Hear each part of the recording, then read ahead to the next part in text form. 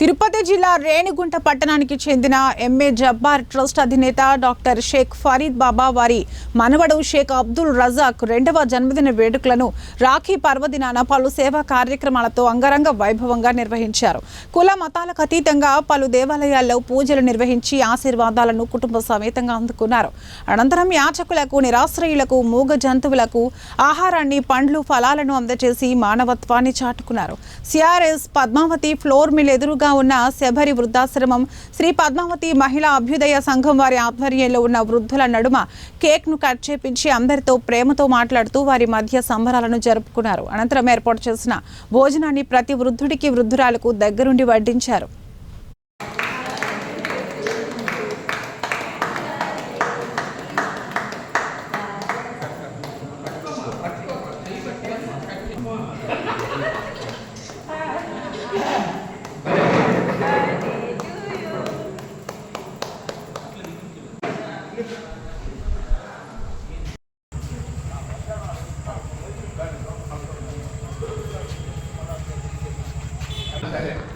శ్రీ పద్మావతి మహిళా అభ్యుదయ సంఘం తరఫున ఇది 1989లో ప్రారంభమైంది. దాదాపు నిరుపేదలైన మహిళలు తిరుపతి పట్టణంలో చాలామంది మహిళలందరూ కలిసి సంఘాలుగా ఏర్పడి శ్రీ పద్మావతి మహిళా అభ్యుదయ సంఘం అని పేరును ఉంచుకున్నారు.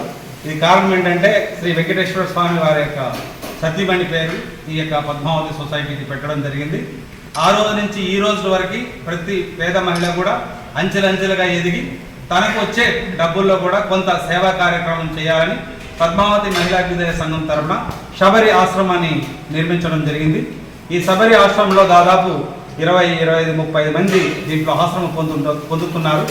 కాబట్టి వాళ్ళకు ఒక ఆనందంగా ఉంది ఈ శబరి ఆశ్రమం నిర్వహించడం. నిరుపేదలే దీన్ని నిర్వహించడం చాలా గొప్పతనం అనే విషయం వాళ్ళు చాటుతున్నారు.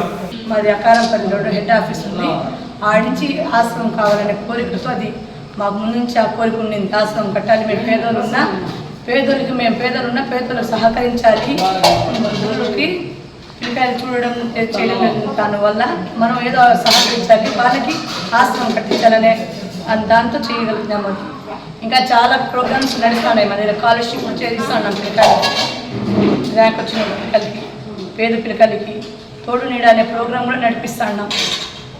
ఒంటరి మహిళ, భర్త చనిపోయి బిడ్డలు ఉండే వాళ్ళకి ఇలాంటి చాలా ప్రోగ్రాం నడిపిస్తున్నాం. టాటా క్యాన్సర్ది, అరవింద్ హాస్పిటల్, చాలా ప్రోగ్రాం చాలా